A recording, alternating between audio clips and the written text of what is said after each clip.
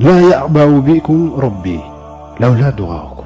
Егерде жалынған дұғаларың болмаса дейді өмірде, жалпы несіне керек қылсын сендерді дейді Алла Тағала. Қараңыз қалай айтады.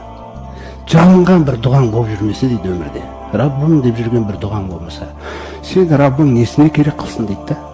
Сен кімге керекпін деп жүрсің деп жатыр ғой бізге. Ол Алла бай, дүниенің бақытына, ақыреттің бақытына бөлеймін десе бөлей салады. Оның мүлкінен ештеңе кемімейді, ол берген кезде де. Біздің осындай Раббым деген қателігімізден кейінгі осындай бір Раббым деген дауыстарың болмаса дейді, сендерде неменесіне керек қылсын Раббым дейді. Фурқан сүресінің ең соңғы аятында.